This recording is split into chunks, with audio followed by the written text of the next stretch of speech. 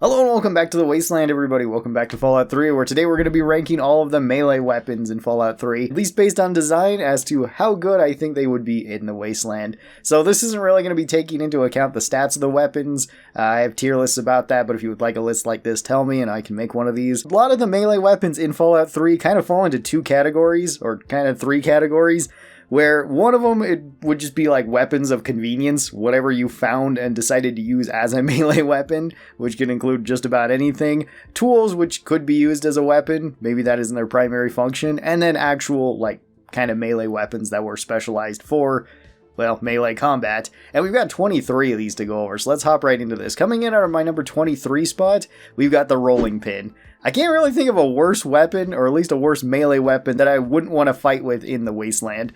Having just a rolling pin and your survival based on just a rolling pin wouldn't be good. That is not really a weapon. It's more of a cooking instrument, and not a sharp one, usually. So rolling pin gets our lowest spot. It's not a great weapon in the game either. It has low damage per second. They're very rare for some reason too. Besides the simulation rolling pin, which is actually surprisingly strong, but that one is kind of its own thing. Coming in at number 22, we've got the pool cue. The pool cue is another weapon that I really would not like to use as a melee weapon. It's not really the same as something like a baseball bat, which would be a whole lot better as a melee weapon. The pool cue in-game is pretty terrible. It's one of the worst melee weapons in the game. It does almost no damage, it has no crit chance, or very low crit chance, low crit damage, just low everything stats. It also has very low durability, and you can't even use it like repair fodder like you can in New Vegas for actually fixing up some of the better melee weapons. At number 21, we've got the nail board. This is the super mutant weapon, which, to its credit, I can definitely see super mutants using something like this, although if you're a hulking giant, yeah, just picking up a board and beating stuff to death kind of makes sense, right? Like, you're already super strong, you're already super tanky, so you don't really need that great of a melee weapon. Something like a club would work just fine. The main problem is using this as like a human. A nail board would probably not really be what you would want to use. The nail boarding game looks really beat up and like it's about to break. The nails aren't really concentrated in one direction, they're just kind of all over the place, which again would kind of make sense for a super mutant, because who cares at which angle you're swinging it, so long as you have something to swing at an enemy. It just wouldn't really be a weapon that I would pick, so that's why it's here. Coming in at number 20, we've got the repellent stick. This one is quite literally just a stick. It does have kind of an acid or something attached to it that if you smack mole rats in the head with it twice, that causes their head to explode. It doesn't work for anybody else or any other creature, so it has limited use because mole rats are not necessarily the strongest thing. This is a quest-related item. You can only get this from Moira for part of her quest, but you do get to keep it afterwards. It is super durable, and I mean, it as far as a wasteland weapon, it is a stick, so that's fine, I guess. If you needed a melee weapon, you could use this, but there are things that kind of make better sticks than just this stick. Coming in at number 19, we've got the police baton. Another pretty bad weapon in Fallout. It's honestly one of the weaker weapons, although it is an early game weapon. It does low damage, doesn't swing super fast. A police baton would be an okay enough weapon, I guess, in the Wasteland if you needed something, but it definitely wouldn't be a melee weapon that I would choose in the Wasteland. You'd probably want something a bit more substantial than that, especially since concealing weapons, you could conceal smaller guns or knives or something that would probably be a whole lot more deadly than something like a police baton. And you don't really need to be, non-lethal in the Wasteland. You can go full lethal, and something like a hammer would probably work a whole lot better for the same type of job. Coming in at number 19, we got the lead pipe. Another weapon that's more of convenience. You just picked up a lead pipe and you decided to swing it around. Lead is kind of a softer metal, so this might bend and it might break, which may account for the low durability of the lead pipe.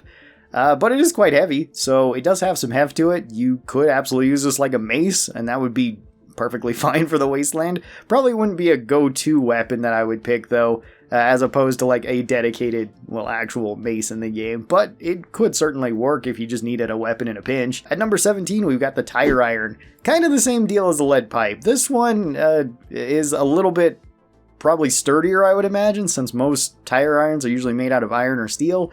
And, they're kind of stout, so you could use this as a hammer. It probably wouldn't really be the best weapon that you could pick, but if you found it, you could use it. In-game, the tire iron's pretty terrible, but it's not necessarily the worst melee weapon in the game. Coming in at number 16, we've got our first bladed weapon with the Switchblade. The Switchblade in-game is also fairly weak, even more so with the unique variant, which is oddly heavy. I don't know why that is.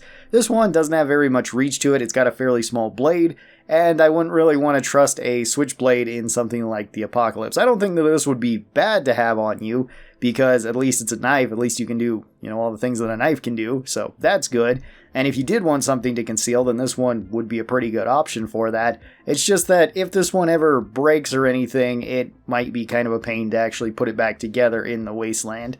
So that's why the Switchblade is down here as low as it is. At number 16, we've got the Shish Kebab. Now, the Shish Kebab is completely a fantasy weapon in Fallout, and it is very intimidating as well as it's extremely strong in the game. So in terms of actual stats, this one is fantastic. You can build this just by putting together some things, although I don't think something like this would work all that well in the Wasteland. A flaming sword is probably not the best thing for you to be using for a variety of reasons. One is it's probably fairly dangerous to yourself. You might burn yourself on it. Burning your blade isn't probably going to help it in any way. And it's just made from like a lawnmower blade as well, which I wouldn't really think would be like the best thing to make a blade out of. You absolutely could if you would like, but there are dedicated sword blades in the Wasteland too, so that would probably be better. Overall, this one is a pretty cool weapon, and it's a very strong weapon in the game. If this was based on the actual stats, then yeah, this one would probably be towards the top. But just based on the way that I think it would function in the Wasteland, probably wouldn't be my first choice of melee weapon. Coming in at number 14, we've got the Ripper. So the Ripper is a little handheld chainsaw, which has shown up in pretty much all of the Fallout games. It's even been in the original ones. The Ripper is very powerful. It can do a lot of damage and a lot of damage per second. However, I don't think something like a hand-powered chainsaw would be my first choice of weapon to be running around in the Wasteland with. Yeah, that just doesn't sound all that great of a weapon, mostly because chainsaws can get stuck on stuff. It can be kind of tough cutting through certain materials. This one is also kind of small, although it would make for a really good tool to have on you, just because you could cut up different things with it. And I imagine it would be fairly powerful, as well as, at least in the older games, the Ripper did take ammo, which was energy cell, similar to like the laser pistol. In this game, it just constantly runs. It has infinite power, so maybe it's got a little nuclear reactor in it or something like that. So it basically never runs out of fuel, in which case, then that is pretty cool. And the Ripper is definitely iconic to the Fallout universe, so it does have that going for it. Coming in at number 13, we've got the Shovel. The Shovel is, well, it's a shovel. It actually does pretty good damage. It does good damage per second in the game. It's got good reach to it, so it has some things going to it. And if you had to fight with a shovel in the Wasteland, I guess that wouldn't be the worst thing in the world. It wouldn't be as good as a dedicated tool that, isn't a shovel. But if you had to fight with it, I don't think it would be terrible. Coming in at number 12 spot, we've got the Alien Shock Baton. So this one, I don't really know where to rank it, but I feel like this one would be a lot better than something like a Police Baton, because I imagine this would be something similar to like a cattle prod. And it is actually a pretty effective weapon in-game. It's fairly strong, it does good damage per second, and you can attack pretty quick with it. The unique variant is also quite good. In a real-life setting, a shock baton would probably be better than a regular baton, especially if it runs off of some sort of alien technology, which hopefully makes it more reliable. Coming in at number 11, we have the Auto Axe. The Auto Axe seems to be based off of a cement saw, although it does have much bigger gaps in the blades, which probably wouldn't be as good for ripping apart cars like you see in the pit, and this would be an absolutely devastating weapon if you were to actually use it as a weapon. However, I imagine something like this would not be your first choice of a weapon, especially a melee weapon in the Wasteland. This thing is big and it is very heavy. It's incredibly powerful in-game though, so if we're talking about in-game stats, this one would also be very towards the top of the list of melee weapons. But since we're just talking about the design of it, it is a cool design. I really like it being in the Wasteland. It seems like a simple saw that you could put together in the Wasteland, but it would be very heavy, and it would be more for, using as an actual tool, less so than using as a weapon. You wouldn't want to be carrying this thing around as a weapon. It's just giant and heavy. Coming in at number 10, we've got the Super Sledge. I didn't really know where to put the Super Sledge since it's kind of just a giant hammer, which works. I mean, that could be a very devastating weapon, and it's meant to be paired with something like power armor, or if you're the size of a super mutant, it would be absolutely devastating, as you would expect. If you're just a regular person, I feel like this one would not be your first choice as a melee weapon. It'd be overly heavy, way too bulky, just awkward to swing around. In-game, these things weigh a lot too. They weigh like 20 pounds, and I imagine that's mostly concentrated towards the head of the weapon. So this would be extremely awkward to actually swing around. Again, extremely devastating if you hit anything. And you could make the argument, if you're in the Brotherhood or if you're a super mutant, this would be a fantastic weapon to be carrying around because you could use it to just knock holes in the walls and stuff. And in-game, it is a very powerful weapon. It's also a very expensive weapon, so when super mutants do start carrying these things around, they are really good to be picking up so you could sell them. Coming in at number 9, we've got the regular sledgehammer. This one is just a regular sledgehammer, which, again, I don't think would make for an incredibly great melee weapon for you to actually be carrying around and using. This one is a bit more practical. It's not as heavy. I think the regular sledgehammer weighs like 12 pounds, most of it concentrated towards the head. Still wouldn't be super practical for you to be carrying around and using it as a weapon, but as a tool, it would be fantastic. You could absolutely use it as a weapon, and it would be extremely devastating, as you would kind of imagine, against basically everything. Even if you hit a super mutant with this, they would probably fill that. Then at number 8, we've got the simple knife. Now, the knife itself is sadly not very good in the game, unless we're talking about the pint-sized slasher knife. Then it's actually quite strong. But as an actual tool, it would be fantastic, and as a weapon, it would also probably be quite good. I would trust this a whole lot more than something like the switchblade, simply because this has a fixed blade to it, so at least you'd have something, and I don't see any situation where if you were wandering around the Wasteland, that you wouldn't want to have some sort of knife on you. And if all you could get is a regular kitchen knife or a butcher's knife, then this would be fine enough. Sadly, we didn't actually see too many of these when I played Fallout London. There are knives in that, but not a whole bunch of kitchen knives, which I feel like would be more common in that setting rather than in the US setting. But yeah, knife would be perfectly fine, I think. Coming in at number 7, we got the baseball bat. Again, not necessarily made as a weapon, but I think it would be a whole lot more of a devastating weapon and a lot more reasonable weapon for somebody to be carrying around than something like the sledgehammer. Even though that could make for a better tool, the baseball bat is pretty lightweight, it's got good reach, it's got good damage. The baseball bat in game is actually quite good too. It's probably the best early game melee weapon you can get since you get it right in the vault. And it's got good durability to it as well. So the baseball bat is pretty solid all the way around, and I wouldn't hate having to use the baseball bat as a melee weapon if I was actually in the Wasteland. That would probably be the first weapon out of these where I'd be like, oh, that's okay. You could do better, but you could also do a whole lot worse just based off the other weapons that we've seen. Coming in at number 6, we've got the Chinese officer sword. Now, the Chinese officer sword seems to be based off of like a djinn, I think. I'm not super familiar with a whole lot of swords. I'm more familiar with firearms than melee weapons. But this one seems to be a regular mass-produced officer sword. We see that kind of all over the world, and especially throughout history. Usually it was like sabers and stuff, but these did get made quite a lot in China. So seeing them here would be perfectly fine. You probably wouldn't be expected to be using these, although I'm pretty sure even modern like swords that are pretty much just for ceremonial uses would still probably work as a weapon, because since I imagine they still maybe aren't up to like the highest sharpening standards, but in the Wasteland you would obviously want to sharpen something like this.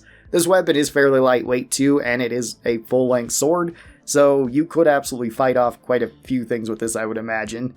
Probably wouldn't be my first choice against bigger enemies in the Wasteland, but if it was another human-sized enemy that also had a melee weapon, sword would be a pretty good option, assuming they didn't have anything scarier than this.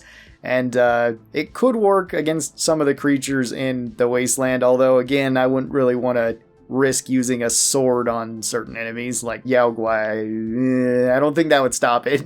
Even if you impaled it, it could still probably eat you in time. So maybe not the best.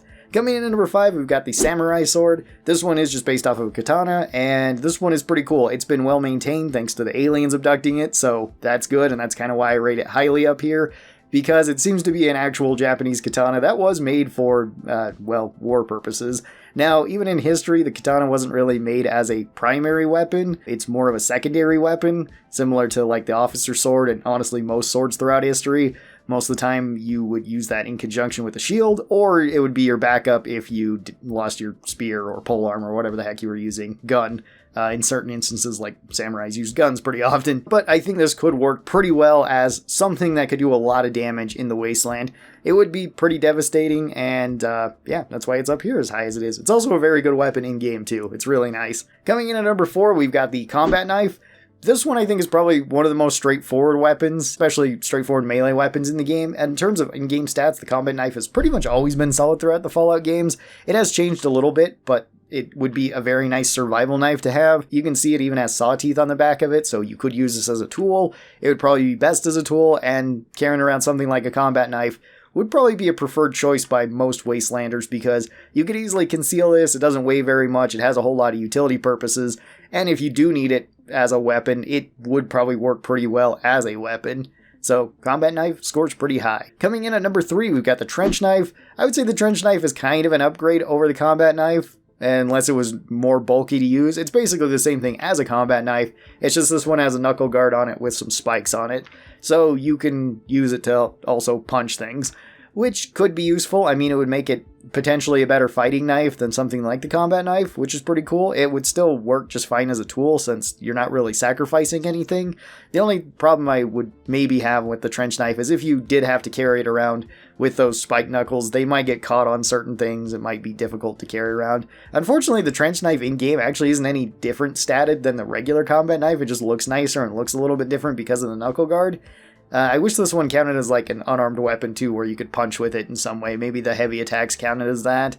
That would make it a little bit more unique than the regular combat knife, but even so, I think it's a pretty good weapon. Coming in at number 2, we've got the axe. So the axe you find around Point Lookout, and the axe would probably make for a pretty good weapon in the Wasteland. Axes are pretty devastating. They were used all throughout history. It's a very good tool you could use as well if you need to get into something. Especially in the Wasteland, I imagine some sort of axe would be incredibly handy, just so that you could remove debris, open up doors, whatever it might be. It would work just fine as a weapon. You don't need your axe to be incredibly sharp either, so if it gets damaged, it's not that big of a deal.